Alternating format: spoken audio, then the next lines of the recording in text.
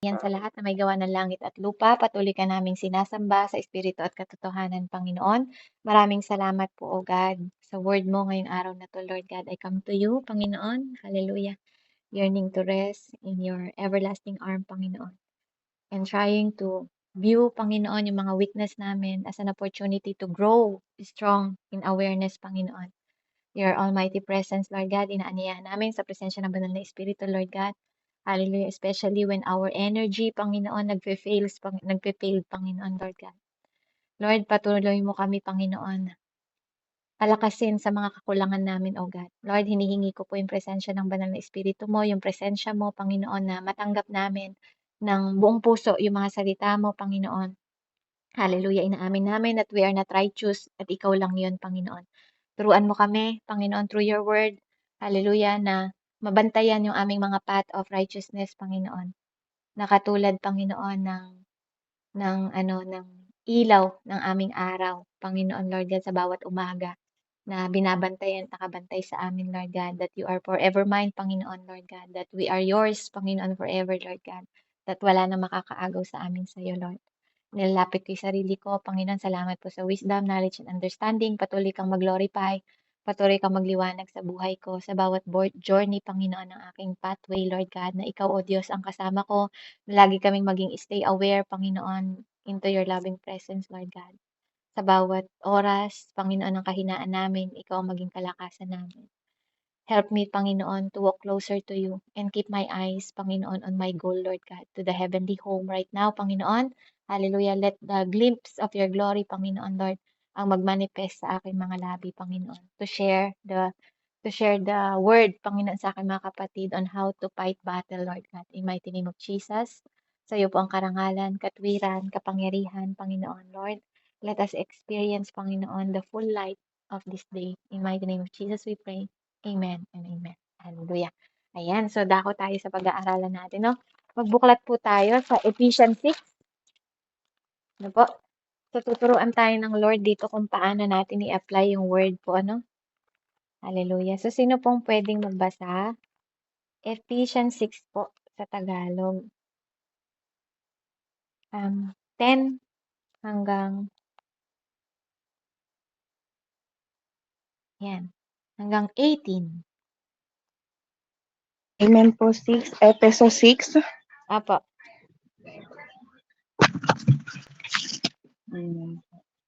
Magsisimula po sa verse 1 to 18, sis. 10 po, sis. 10 hanggang 18 Aton. po. Verse, Amen. chapter 6, 10 hanggang 18. Yung mga sandatang kaloob po. Apo. Yes. Amen. Amen po. Glory to God. Sabi po dito sa verse 10, bilang pagwawakas, magpakatibay kayo sa kalakasang galing sa Panginoon at sa kanyang dakilang kapangyarihan. Isuot ninyo ang buong kasuotang pandigba na kaloob ng Diyos upang mapaglabanan ninyo ang mga pakana ng dyablo, sapagkat hindi tayo nakikipaglaban sa mga tao, kundi sa mga pinuno, sa mga may kapangyarihan, sa mga tagapamahala ng kadilimang umiiraw sa sanlibutan ito, sa mga hukbong espiritual ng kasamaan sa himpapawid. Kaya gamitin ninyo ang kasuotang pandigma na mula sa Diyos, sa gayon makakatagal kayo sa pakikipaglaban pagdating ng araw na sumalakay ang masama, upang pagkatapos ng labanan ay matatag pa rin kayong nakatayo. Kaya't maging handa kayo, ibigkis ninyo sa inyong baywang ang sinturon ng katotohanan at isuot sa dibdib ang baluti ng katwiran. Isuot ninyo ang sapatos ng pagiging handa sa pangangaral ng magandang balita ng kapayapaan. Lagi ninyong gawing panangga ang pananampalataya na siyang papatay sa lahat ng nagliliyab na palason ng dyablo. Isuot ninyo ang helmet ng kaligtasan at gamitin ang tabak ng Espiritu na walang iba kundi ang salita ng Diyos. Manalangin kayo sa lahat ng pagkakataon, humiling at sumamo sa patnubay ng Espiritu. Lagi kayong maging handa at patuloy na ipanalangin ang lahat ng hinirang ng Diyos. Amen po, purihin po ang salita ng Panginoon. Amen. Salamat po sa salita ng Diyos. So dito makikita nyo ano po sabi ni Paul sa kanyang salita. A final word, be strong in the Lord and in His almighty power. Ano po? So dito sinasabi niya, be strong in the Lord. Ano po? So ang pamagat ng ating mensahe po, pray in the word of God. no? Marami kasing mga mananalangin po ano na hindi alam kung paano gamitin yung Word of God. At maraming maraming mga Kristiyano na sinasabi nilang Kristiyano pero hindi nila naiintindihan yung Word, 'no? Kaya ngayong araw na 'to, ipapaunawa sa atin ng Lord yung Ephesians po ano. Kung gusto mo daw manalo sa battle po dito sa mundo, kasi everyday is a battle, 'di ba? Sabi niya dito, "Put on all of God's armor so that you will be able to stand firm against all strategies of the devil." Ibig sabihin, yung strategy ng devil, ibig sabihin may demonyo na umaatake sa atin. Amen? Na po, malinaw yun. Isuot mo yung armor kasi may mga demonyong umaatake sa'yo. Umaatake sa pamilya natin, umaatake sa mamahal natin sa buhay. Hindi alam ng ibang tao. Ang pinag-uusapan dito, believers, tayo yon na naniniwala sa Diyos. We are followers of God. No? Kasi sabi niya dito, ano sa ibang salin, sinabi niya, my brethren, brothers and sisters. 'Di ba? Ganun niya sinimulan sa ibang salin. Ano po? So, sa brother and sister to, hindi to para sa mga unbelievers. Kasi even Paul itself, dati, magaling si Paul. Nagtuturo nga yan Kaya nga, 'di ba? Matalino siya. 'Di ba? Kung merong matalino sa Word of God before, siya nag-aral siya. No, he is one. Pero hindi naging enough yung knowledge niya. Kaya alam niyang sabihin itong mga to. So, tinuturuan tayo ng Panginoon ngayon na kailangan pag nagpe-pray tayo, you put the Word of God sa prayer mo para maging mas powerful. Bakit? When we pray the Word of God, that's when the battle are won.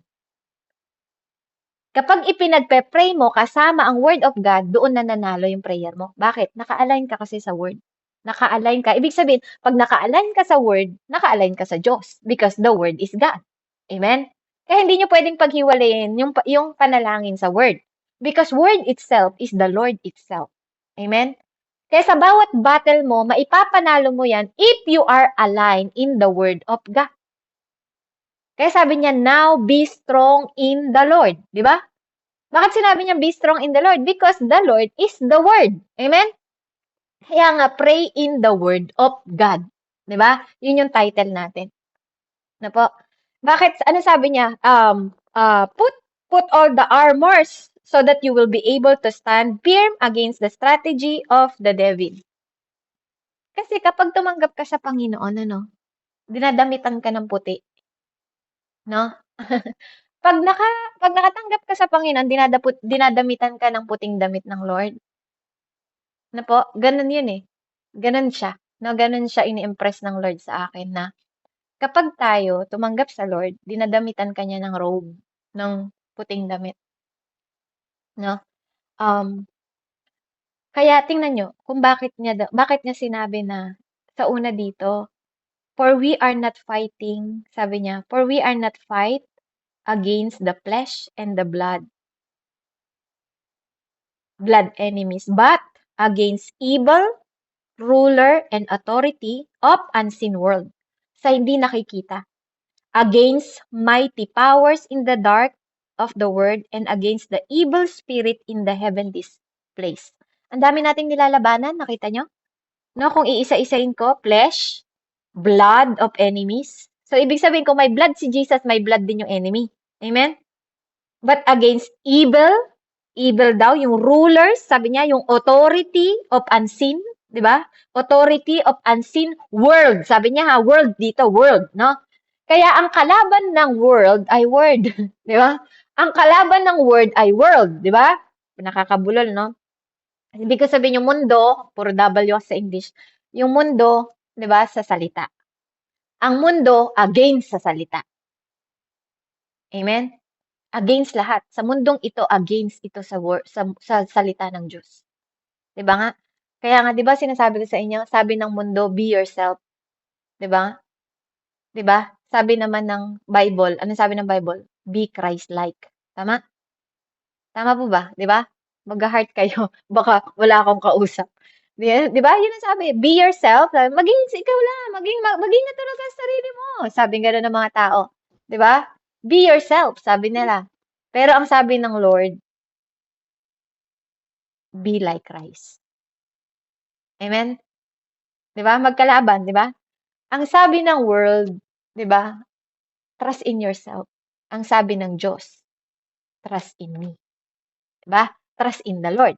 Tama? 'Di ba? Yan ang sinasabi. So, ibig sabihin, sa madaling salita, yung pinag-aaralan natin, the world is against the word. Amen?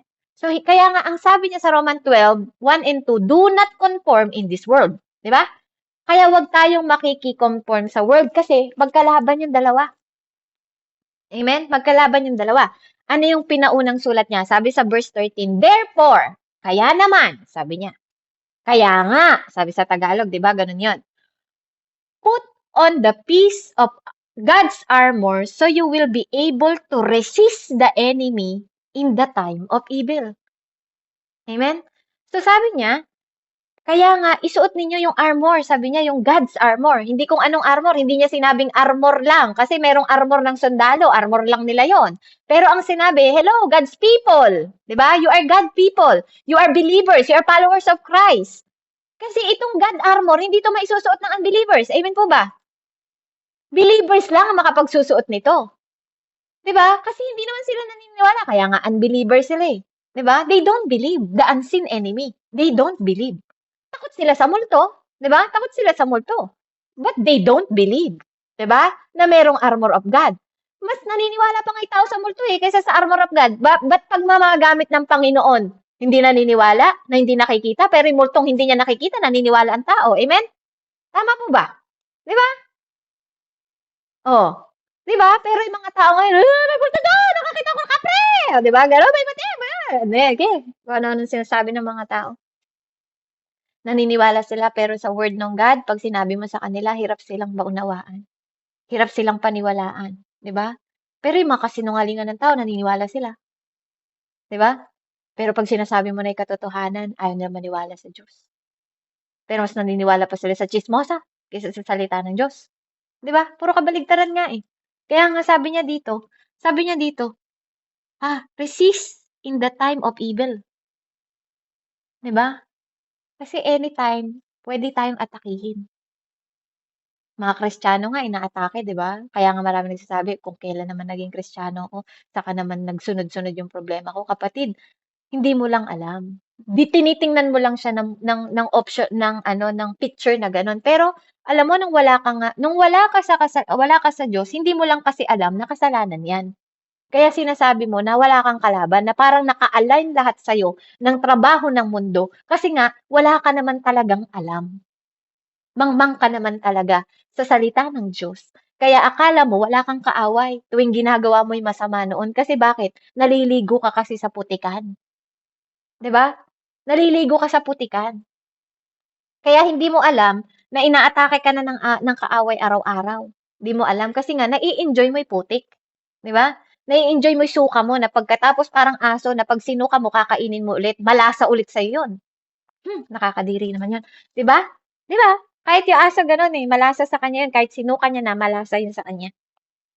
Lasang ano pa rin, kung anong kinain niya. So sabi niya, then after the battle, you will still be standing in firm. Pag alam mo daw isuot yung God's armor, sabi niya, kaya pagdating ng battle, alam mo pa rin kung bakit ka naka-stand still. Sabi niya. Kung paano ka mag-stand still. Sabi niya, stand your ground putting, ano yung pinasuot una? Belt. Diba? Sabi niya, belt of truth. 'Di ba? And the body armors of God, God's righteousness. 'Di ba? Kasi kapag nasa katotohanan ka, nasa tama ka. 'Di ba? Kaya nga yung mga tao na nasa kasinungalingan, nasa mali. 'Di ba? Kaya tingnan niyo dito, kapag nasa katotohanan ka, nasa tama ka. Kaya nga ang tama ay tama, ang mali ay ang mali. Huwag mo nang ipilit. 'Di ba? Tapos, tuldok. Ganun ang laban. 'Di ba? Hindi yung mali na nga, tinipilipit mo pa, 'di ba? Di nasa baluktot na katwiran ka, wala ka sa tuwid na daan. Tama. 'Di ba? Ganun yung pinapaunawa sa atin ng Panginoon. Ngayon, bakit yung belt of truth ang unang mong isusuot? Para kailangan mong alamin ang katotohanan para alam mo ang kasinungalingan. No, kasi noong nasa buhay ka pa ng mundo, puro kasinungalingan na alam mo. Yun na, punong-puno na yung mind mo ng kasinungalingan. 'Di ba? Kaya ka nga nakasawsaw, kaya tayo nakasawsaw sa kasalanan noon kasi puro kasinungalingan. Ang alam natin, okay lang 'yan. 'Di ba? Okay lang. Kasi mabait naman ng Diyos. Okay lang kasi patatawarin naman tayo ng Diyos. Kasi nga wala tayong alam, hindi natin alam yung mga nakamamatay na kasalanan at hindi nakakamatay na kasalanan. Amen? Alam na lang natin yung mabababaw na tama at mali. Hanggang dun na lang dahil sa kakulangan ng karunungan. Bakit sinusuot yung belt? Kasi pag sinuotan ka na ng robe ng Lord, pag sinuotan ka pala niya ng puting damit, na pinag-usapan natin dito yung mga hindi mo nakikita. Yung God's armor, hindi mo nakikitang suot mo yan pag dinideclare mo. Pero nakikita yan ng mga kaaway. No? Kasi nga, kapag ginamit mo ang physical eyes mo, ang spiritual eyes mo, makikita mo yung armor. Pero kapag physical eyes mo ang ginagamit mo, makikita mo lang yung mga dito sa mundo. Kaya nga may spiritual eyes eh. Kaya nga may spirit versus flesh. Amen? Kaya sabi dito, no, kapag sinuot mo yung belt, para hindi maging loose yung damit mo. Kasi yung sinuot ng Lord sa'yo, puting robe. Puti siya, diretso, gano'n, puting damit. Na, puting damit. Kailangan mo isuot yung belt para ma-tight mo. Ma-tight mo yung damit mo. Pero ang sabi ng Lord, isuot mo anak yung katotohanan para madali mong makita yung kasinungalingan. Kasi, pinalitan na ng Diyos yung damit mo. Kaya wag mo na isasuot yung marumi. Ayaw ng Diyos yun. 'Di ba? Kaya nga nung namatay si Lazarus, 'di ba? At binuhay ulit ng Diyos, pinatanggal niya yung tela. Pangpatay lang 'yan, tanggalin mo. 'Di ba? 'Di ba? Pinatay, 'di ba? Tinanggal yung tela sa katawan ni Lazarus. Amen. Kaya kaya nga ayan, para ano nga, para nakikita niyo ako.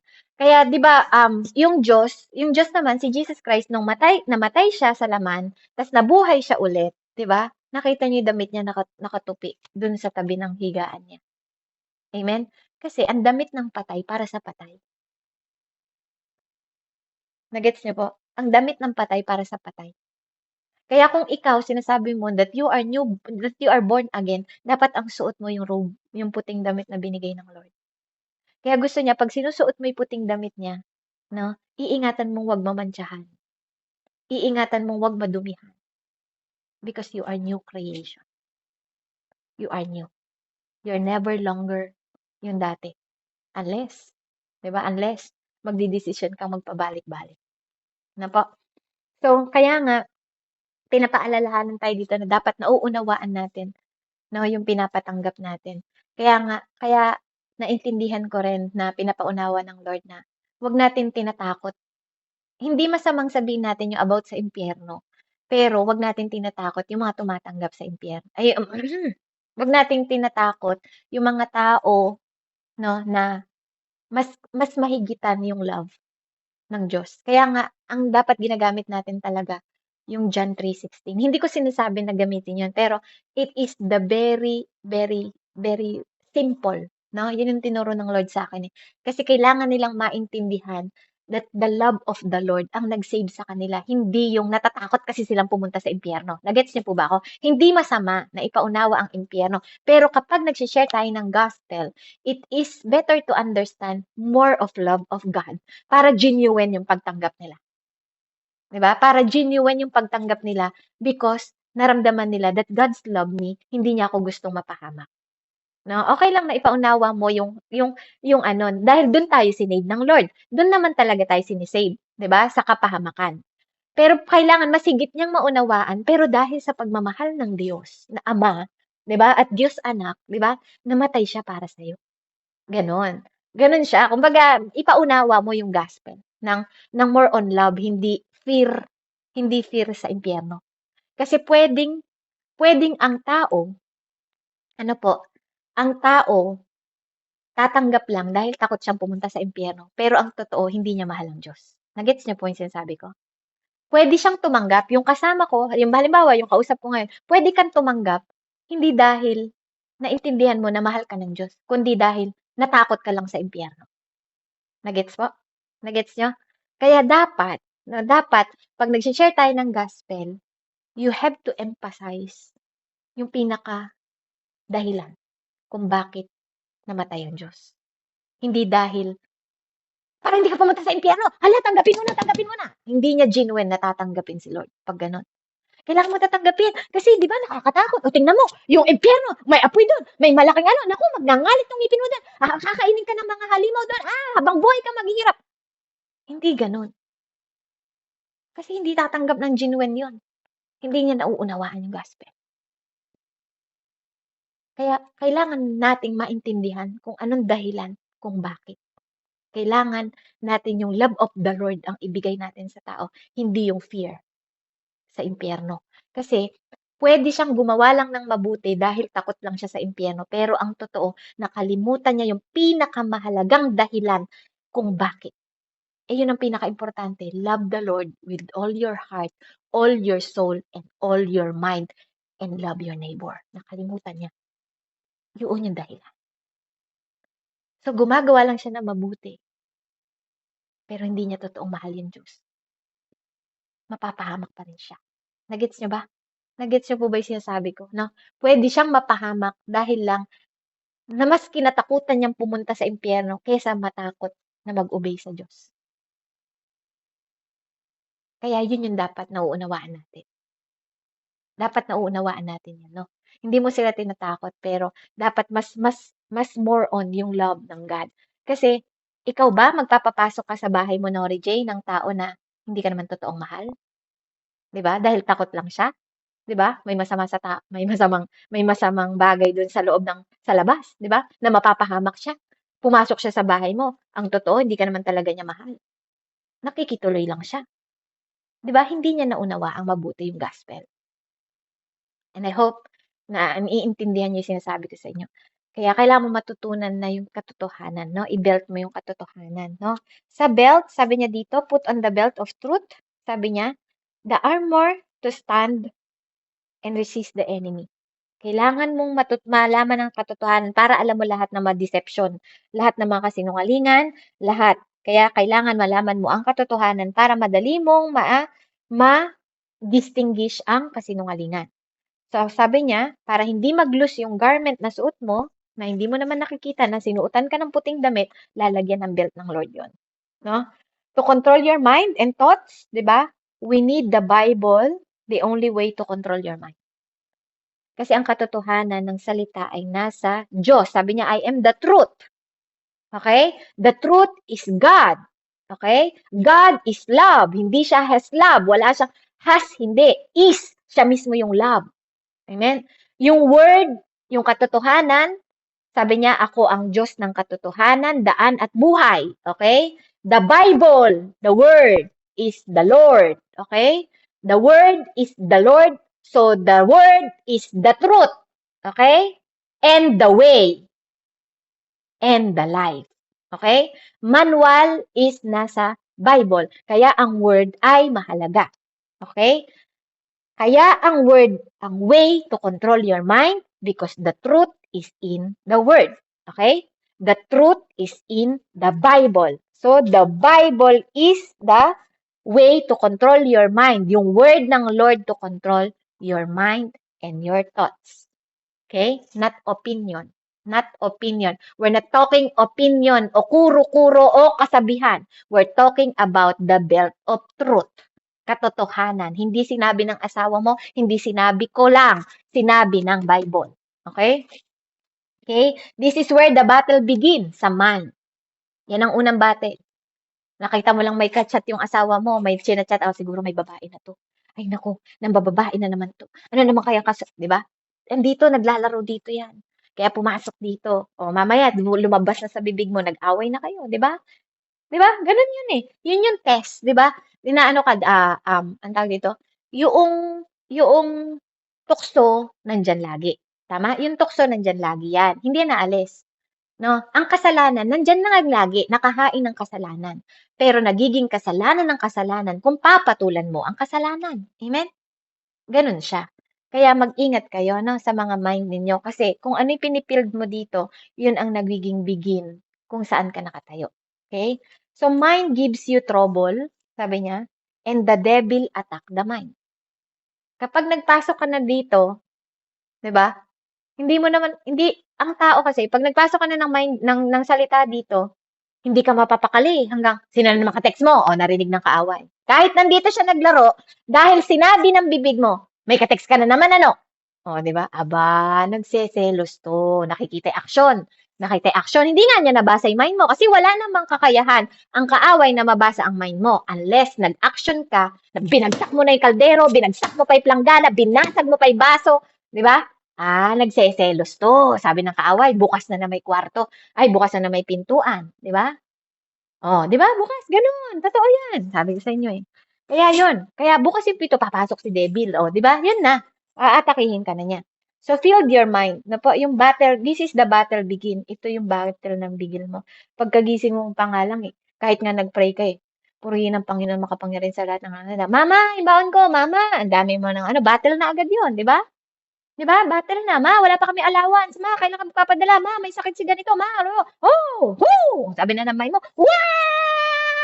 Parang sumisigaw na siya ng gano'n na, Lord! Parang gano'n, wala kang pabili ng gamot na anak mo. O, ganito ba? Yung anak, yung asawa mo, oh, ganito na yung sitwasyon ng asawa mo. Di ba? There is battle every day. Battle, battle, battle. Di ba? Kaya, pag alam mo ang katotohanan, natutuwa ka na naman, ano, nagigising ka, no? Di ba? Wala pang gamot si mami, di ba? Oh, pagagamot pa si ano. Di ba? Ganun si Ate Eleonora. Kaya fill your mind with God's word. Di ba? Yung God's word dito, dapat i-fill mo yung mind mo kasi ito yung lalaban, Lord. Hindi, Lord, eh. Sinabi mo that your grace is sufficient every day. Di ba? Lord, you are my provider. Di ba? Pag alam mo yung mga word na ganun, di ba? Mapipild mo na siya. Mapipild mo na siya dito. No, Lord. Do not be anxious. Sabi mo, wag ako magkakaroon ng pag-aalala. Ihain ko sa'yo with thanksgiving and petition. Di ba? Ganun, ganun yung nararamdaman mo kapag may word ka dito. Pangalawa, sabi niya, isuot mo yung breastplate. Di ba? Kahit mga wala kayong dibdib, katulad ko, magsuot kayo ng breastplate. No? Isuot niyo yan. No? Hindi lang yan para sa mga may dibdib. Kahit sa mga walang dibdib na mga babae, no? Katulad ko. Isuot niyo yung breast. Kasi breastplate sabi dito eh. Breastplate, kahit na mukhang likod yung harap ninyo. Okay? Ilagay niyo yung breastplate. Okay? To cover. Ano yung kinocover mo sa breast mo? Hindi lang yung breast mo ang kinocover. Okay? Ang armor of God, hindi lang breast ang kinocover. Kinocover din ang heart. Ang heart. Okay? Yung puso. Okay? Yun yung kinocover niya actually. Amen? Kaya kaya dapat kino-cover mo 'yon at pini-filled mo yung heart mo, 'di ba, ng mga bagay na mabubuti ng pagmamahal. Kasi the love is the greatest, 'di ba? Yung love is the greatest kaya dapat may shield 'yan. Kasi bakit? Sasaktan ka ng asawa mo sa ayaw at sa gusto mo. Sasaktan ka ng nanay mo sa ayaw at sa gusto mo. Sasaktan ka ng kapatid mo, ng kapatiran, ng pastor, lahat ng tao mananakit sa'yo sa ayaw at sa gusto mo. Even ang katotohanan sa salita ng Diyos, masasaktan ka rin. Actually, madidikdik ka, madudurog ka, mabobroken ka, mapipilayan ka, manglulupay-pay ka. Diba? Kaya dapat talaga, huwag niyong dinidibdib. Isuot niyo yung breastplate. Breastplate. Kasi maraming mananakit sa atin. Maraming nananakit sa atin at maraming mananakit at maraming darating na mananakit sa atin. Yun ang katotohanan. The more you know the truth, the more it's hurt you. The more you know the truth, the more kang nagsasuffer kasi hindi nila naiintindihan yung sinasabi mo, bakit ka nalalambot pag nakikita mo yung mga magulang mo, o may kapatid ka pa na ang tawag dito, nanggagamot, 'di ba? Katulad ng nanggagamot, mga nagtatawas, 'di ba? Nasasaktan ka, 'di ba? Nasasaktan 'yung puso mo kasi alam mo na 'yung katotohanan. May mga kapatid ka na nagtotong-it pa rin, oh, 'di ba? Mananampalataya ka na pero 'yung kapatid mo nagiinom din, oh, 'di ba? 'Di ba? Gano'n din ako eh, nasasaktan din ako. Kaya dahil nalalaman mo 'yung katotohanan, kailangan mong suportahan 'yung iyong i-cover mo 'to. Cover mo. Kasi you are not exempted to be hurt. English 'yun. You're not exempted to be hurt, 'di ba? Sasaktan ka talaga nila at masasaktan ka rin. Masasaktan mo rin sila, hindi rin exempted 'yun.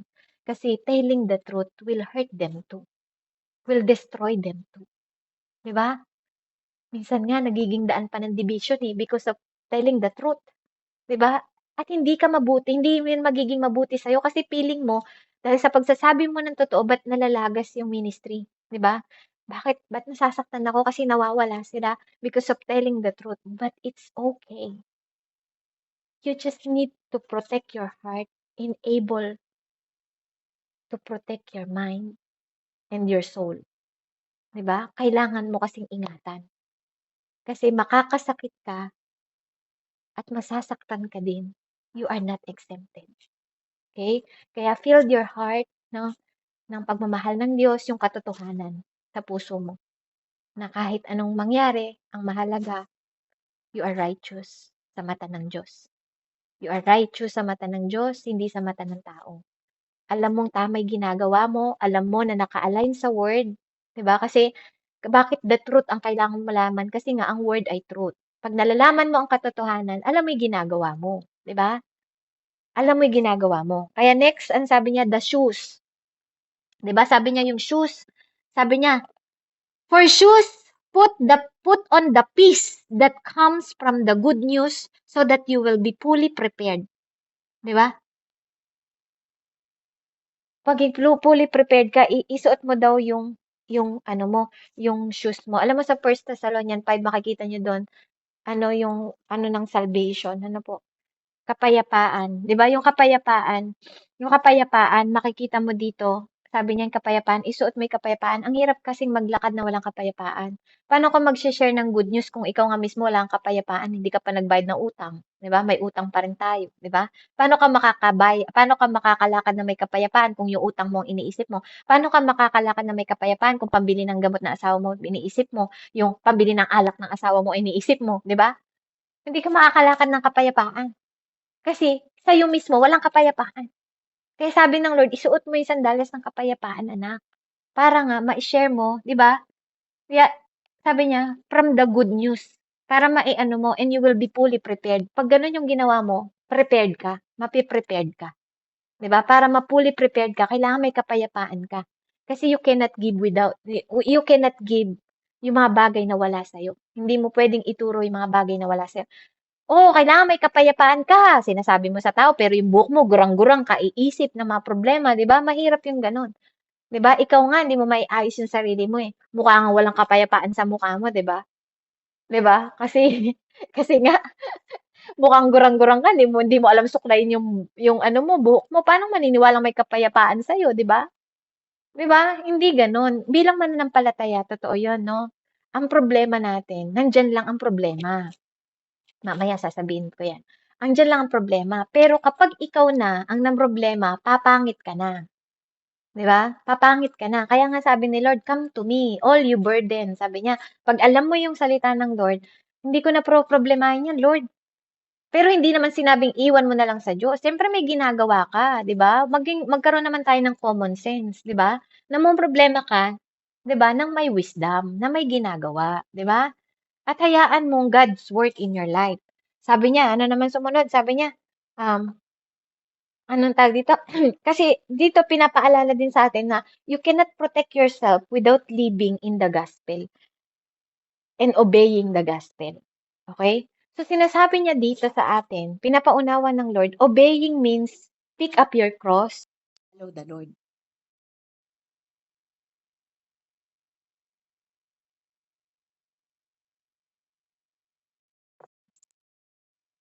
Okay. Ayan.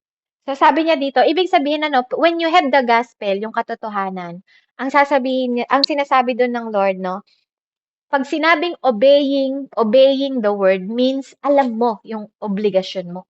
Kaya nga ang sabi niya sa word niya, pick up your cross, 'di ba? Sabi niya, and follow the Lord. That is means obeying the word. Okay? When you share the gospel, kapag suot mo yung shoes, yung sandalyas ng Lord, dapat alam mo rin na nag-o-obey ka. 'Di ba? Ikaw muna. You are living testimony. 'Di ba? Kaya nga sabi niya, you cannot protect yourself without the living gospel. Paano mong i-share yung gospel na ang kaligtasan nasa Diyos, 'di ba? Sinasabi mo. Tapos biglang may nagtanong sa'yo, sigurado ka ba naligtas ka na? Hindi nga, eh.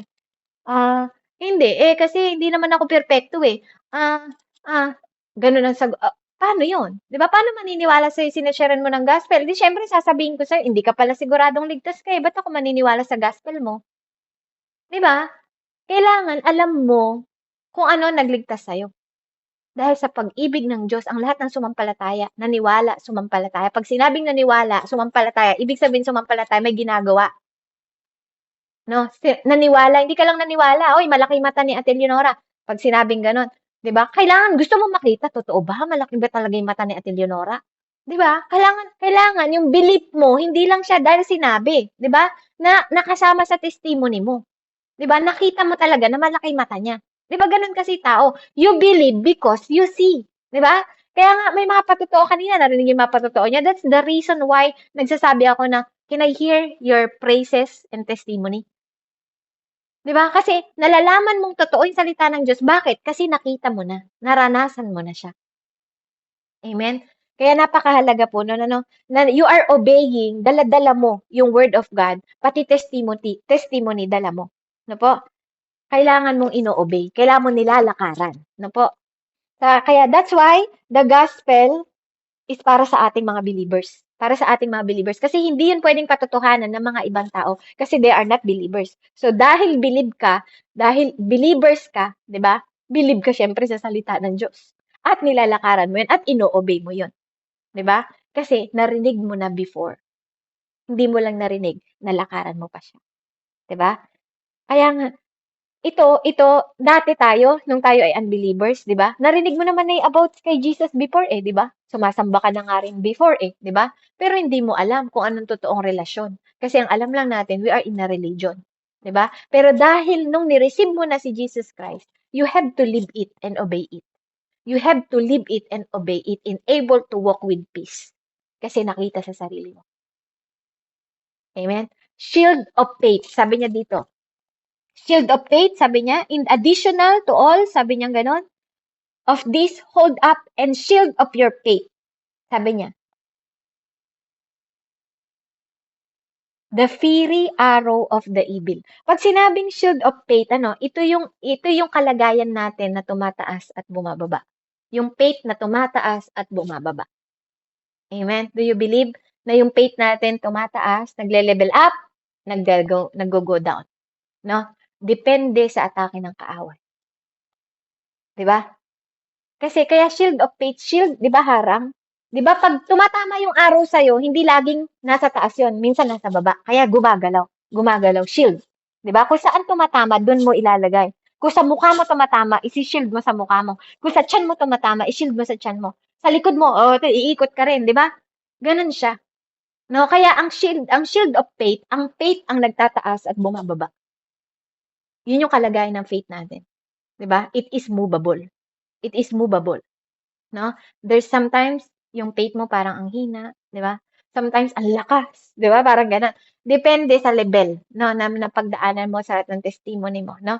It is movable. It is movable. You can put down or put up. That is your faith, 'di ba? Kasi kapag pinoprotektahan mo yung sarili mo, hindi mo alam kung saan yung araw. Pag sa puso mo dito, 'di ba? Pag sa mind mo doon, 'di ba? Gano'n siya. Pinaano mo siya, nasa level siya ng ano, nag-up and down siya, it's movable. Kasi bakit daw? Yung inner man mo, 'di ba? When you filled your mind, when you filled your heart, and you have to fill your walk with the word, sabi niya, no? Kaya dito, 'di ba, tingnan niyo, yung mga pinagdaanan natin na, 'di ba, yung truth, yung ano, yung belt of truth, tapos yung ano, yung belt, yung braceplate, yung shoes, yung sandals, tapos ngayon yung shield, ano? Ito yung, 'di ba, yung belt, 'di ba, in your mind, yung truth mo, yung mind mo, yung hearing mo, yung heart mo, 'di ba? Yung heart mo, iniingatan mo, ifi-filled mo rin yung walk mo, yung sandals, 'di ba, sa pag-walk 'yan, 'di ba? Yung truth, ipi-filled mo yung mind mo, okay? Tapos yung breastplate mo, ipini-filled mo yung heart mo, 'di ba? Tapos yung sandals mo, pini-filled mo yung walk mo. Kailangan makita sa'yo, yung pini-preach mo, makita sa'yo. Pini-filled mo yung walk mo. Nakikita niyo yung meaning ng ano, no? Then, with the word, sabi niya, with the word, yung faith, no? With the word, sabi niya dito, it meaning you start in the word. Kailangan nagsisimula tayo lagi sa word. Means, sabi niya, yung living word. Buhay na salita ng Diyos. Kasi buhay sa atin yung gospel. Yung inner man mo, kailangan buhay siya. Kasi yung word of God, yun yung bumubuhay sa kanya, yun yung nag-rebuild sa kanya to live. Yun yung nagpipild sa kanya to live, yung word of God, kaya natin pinag-aaralan.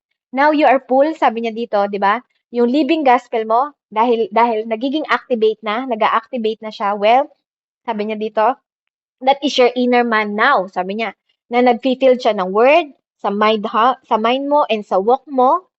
Kaya di ba tingnan niyo, pag binasa niyo sa Bible yung faith, now, faith, sabi. Now. Di ba? Pag kumpleto ka na-filled mo na yung mind mo ng word, ng katotohanan, na-filled mo na yung heart mo, na-shield mo na, di ba? Tapos na ano mo na yung sandalyas mo, yung how you walk, alam mo na rin kung paano malakad, na disiplina mo na yung sarili mo, di ba? Now you need to apply the faith by word na maging buhay sa buhay mo. Amen? Kaya nga sabi niya, now faith. Sabi niya, kasi, bakit daw? Shield your faith kasi yun yung pinaka above all. Yung word of the Lord, siya yung pinaka above all. Yung faith mo is above all. Kasi you are saved by faith alone. Hindi ka naman na-save dahil sa armor eh. Hindi ka na-save dahil sa armor of God.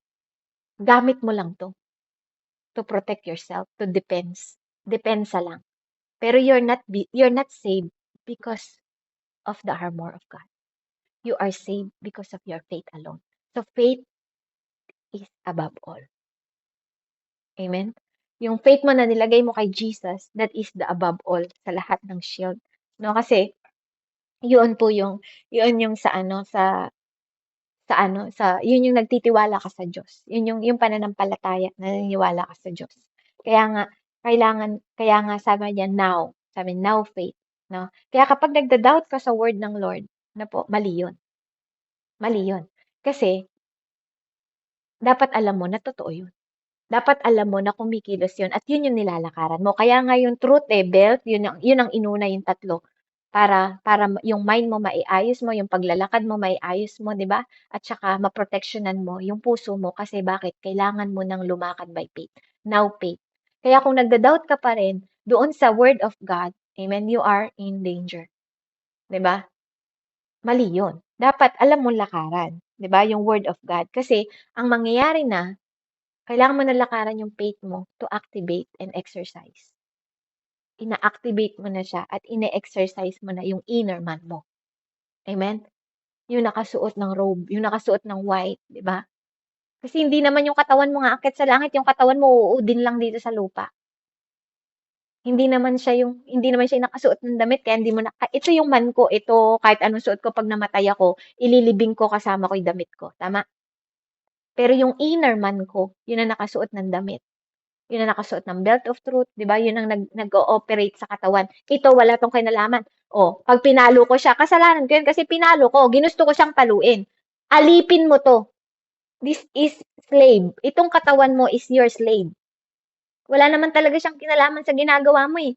Pero dahil sa mga iniisip mo, nasampal mo yung asawa mo dahil pinagkamalan mo nagbababae, dahil nakita mo nga siya, inutusan mo yung mind mo, bumasok sa puso mo, sinampal ng kamay mo. Wala namang kinalaman talaga yung kamay mo kung hindi inutusan ng mind mo.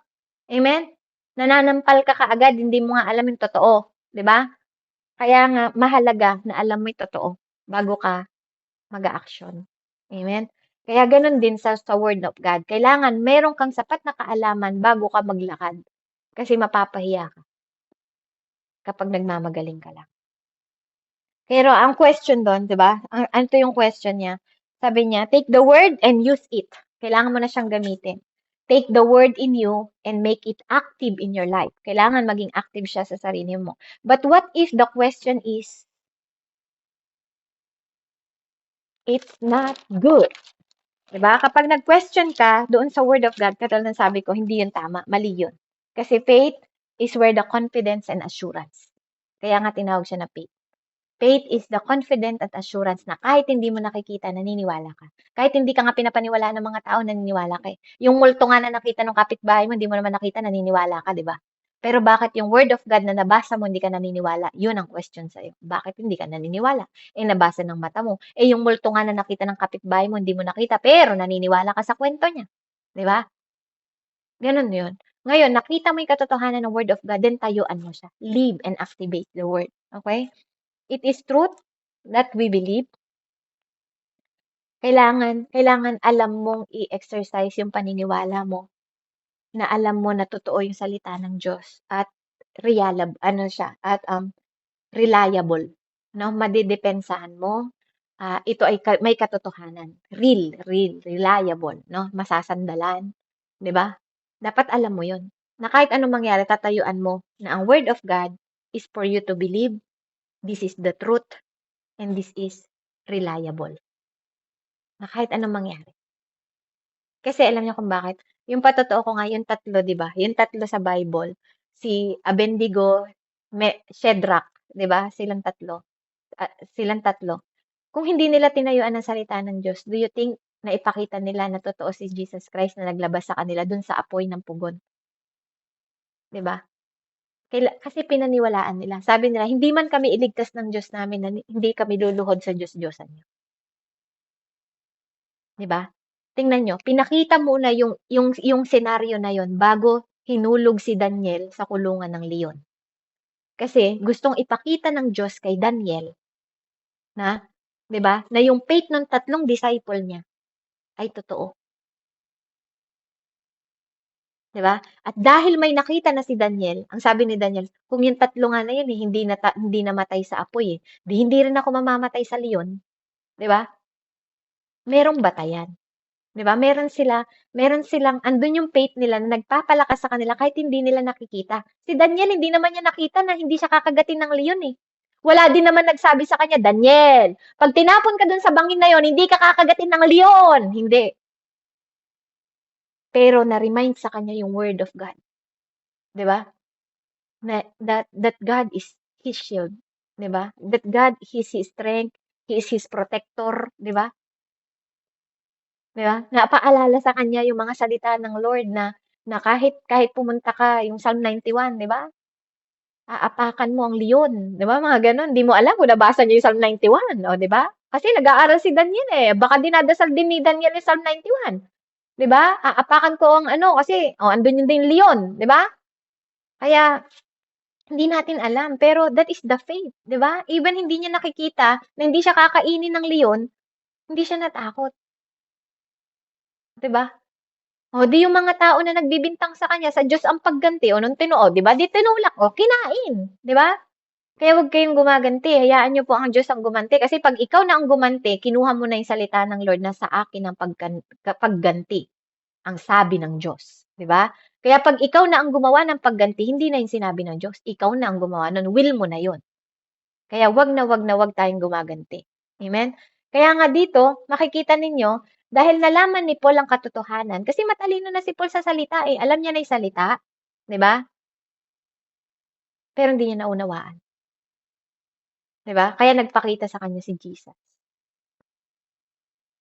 Nagpakita sa kanya si Jesus na hindi sapat yung karunungan mo. Kailangan mo ako. Dahil apart from me, you are nothing. Ganon din tayo. 'Di ba? Kaya knowing the Bible, it is the true, 'di ba? Sabi niya dito, and reliable, kaya nga makakaharap ka, 'di ba, sa mga araw ng kaaway, 'di ba?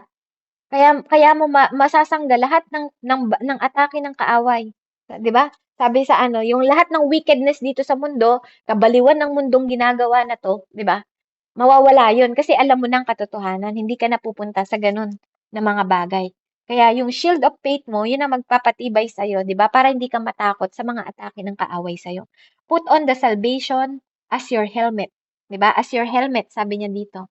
And take the sword of the Spirit, which is the word of God. 'Di ba? Kanina ko pa naman sinasabi word of God. Yung helmet of salvation, no? Ang ibig sabihin lang ng helmet of salvation, ang sinasabi lang dito daw, ang pinaunawa ng Lord, in-impress niya, call unto the Lord.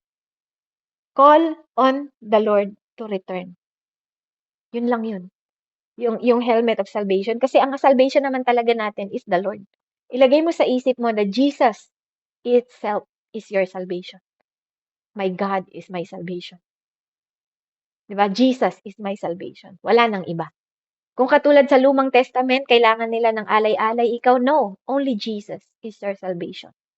Only by grace is your salvation. Only by faith is your salvation. Amen? Only by God mercy. 'Di ba? Kaya, only Jesus. Kaya maaano mo yung ano, yung parang call unto the Lord. Kaya sabi niya yung word of God, gamitin mo yung word of God. Sword of the Spirit, which is the word of God. Di ba? Ano sabi niya sa Psalm 17:4? Ano pong sabi niya sa Tagalog sa Psalm 17:4 sa inyo?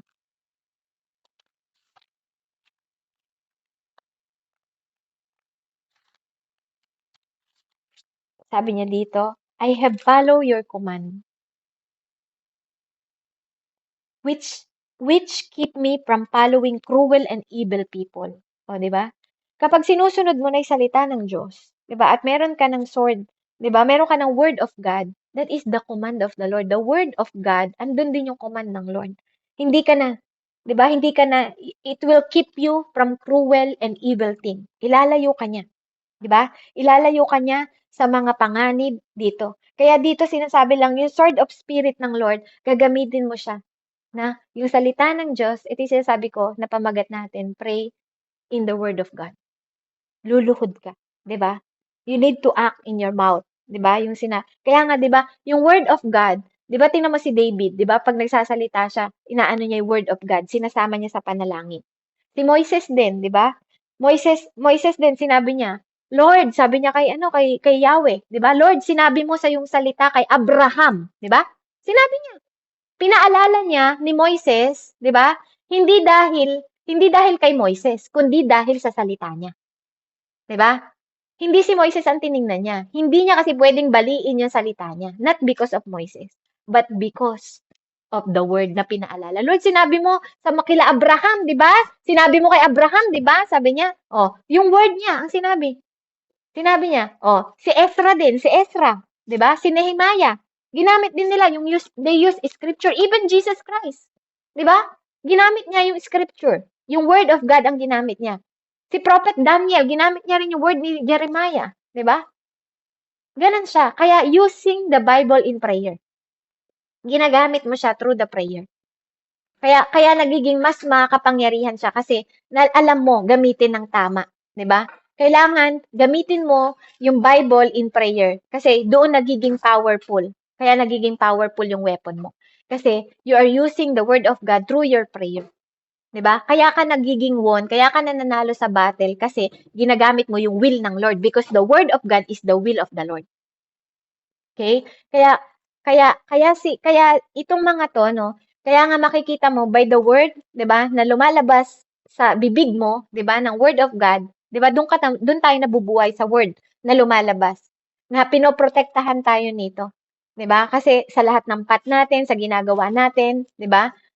Kasi ito yung nagde-destroy sa lahat ng atake ng evil sa paligid mo, yung salita ng Diyos. Kaya nga kailangan sa bawat path natin, 'di ba? Para daw hindi tayo madulas. Sabi niya dito sa word, 'di ba? Para you cannot sleep, sabi niya. Kapag hawak mo, 'di ba?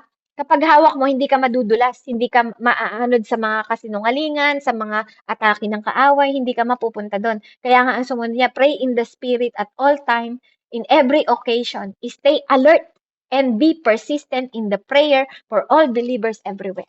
'Di ba? Kailangan maging alerto ka. Kailangan alam mo yung path na dinadaanan mo is all battle. Pero because you have destroyer, 'di ba? Yung word of God, because God itself is word, yun ang de-destroy, naghahawi ng dadaanan mo. 'Di ba? Yun yung naghahawi ng mga panganib sa iyo, yung leon, yung apoy, 'di ba? Because God is ang tawag dito, maano siya, kaya niyang lumakat sa ibabaw ng ano, siya ay hindi siya nasusunog, 'di ba? Hindi siya plastic, 'di ba? Gano'n, siya ay destroyer siya. Destroyer siya ng mga kasinungalingan, ng mga deception, 'di ba? Kaya kaya merong dalawang bagay dito na inaano ng Lord sa atin is keep, 'di ba? Ito yung ang magbibigay sa atin kapag ginagamit natin yung word of God and prayer, 'di ba? Ang nangyayari sa atin, it will keep us from Satan attacking on you, sa ating lahat. Sa walk natin, 'di ba? Concerning sa work natin, 'di ba? Siya yung nagpo-protection sa atin, 'di ba? Siya yung word of God ang nag-iingat sa'yo sa attack ng kalaban. Kapag pinut mo pa yung word, 'di ba? Sabi niya nga sa Revelation 12:11, 'di ba? Makikita mo doon yung bawat testimony mo, tingnan nga natin. Sa Revelation, sabi niya dito, Revelation 12:11, sabi niya, and they have defeated him by the blood of the Lamb and by their testimony. And their testimony. Kasama yung testimony mo. Di ba? And by their testimony. And they did not love their lives so much that they were afraid to die. No? Kaya mga taong nagtatakot mamatay, hindi nila naiunawaan yung pagmamahal ng Diyos. Kasi sa Diyos, wala nang kamatayan. No? Kaya nga yung mga testimony natin, ang nagpapalakas sa atin. Kaya nga, kaya sa panalangin mo, iput mo yung word of God para maging weapon mo siya sa devil at maunawaan mo that is the only weapon to defeat him kasi dun siya takot, hindi sa word mo. Hindi sa word ng tao. Takot siya sa word ng Lord na nilalabas ng bibig mo.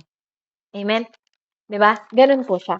Kaya, hallelujah. Kaya kailangan nating maintindihan na sa battle natin, kaya tayo nakaka-stand firm, sabi niya sa simula, so you can stand firm. Actually, it's not standing, it is kneeling.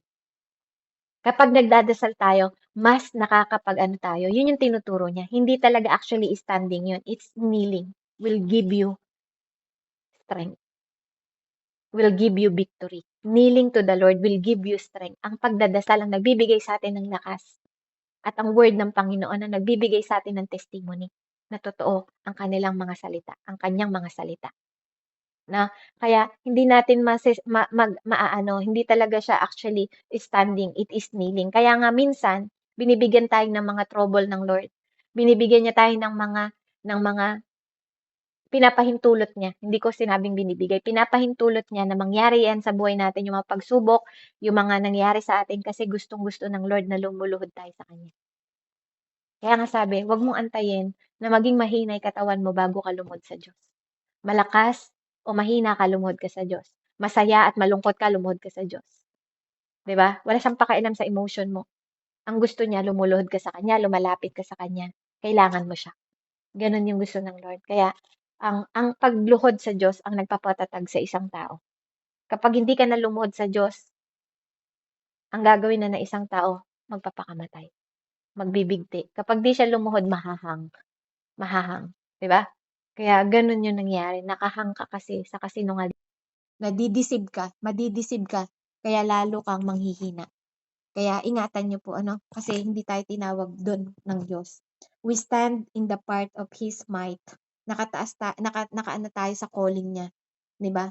Na ang protection natin nasa Diyos. Yung battlefield natin is to pray. Kaya sometimes may trouble tayo. So ang praying natin ang nagbibigay ng strength natin, no? Prayer is the strength and fight is in our need. Okay? Praying is in the strength and fight is on our knee. Yun ang nagtatayo sa atin. Yung pagdadasal natin ang nagtatayo sa atin at ang strength natin ay yung paglaban natin ang nagpapaluhod sa atin at ang strength natin yung prayer natin. Okay? Kaya dito, kasi ang nilalabanan nga natin, 'di ba sabi niya sa simula, against the blood and flesh, principalities, against the power, against the ruler, against the darkness of the world. 5 division ang nilalabanan ng dasal. 'Di ba? 5. 'Di ba? Kaya nga maging matalino ka. Maging matalino ka kasi limang ano din sa sarili mo, no po. Ito yung mga revelation ng Lord. 5 din na bagay ang places, yung high places, yung spiritual wickedness mo in high places so that you got 5 division din. Kung 5 bagay ang sinisira, ang inaano niya sa'yo, ang nilalabanan natin, di ba? Kasi sabi dito, prayer is our strength. Kasi kailangan mo labanan yung flesh, di ba? Yung blood ng kaaway, blood ng enemy, yung principality nila, yung kanilang power, yung ruler nila, and darkness. Okay?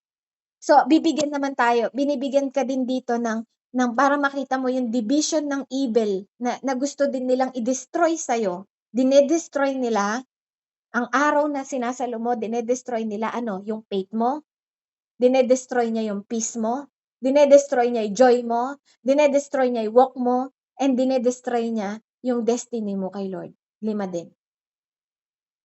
Diba? Kaya, dinedepensan mo yung sarili mo kasi ito yung mga bagay.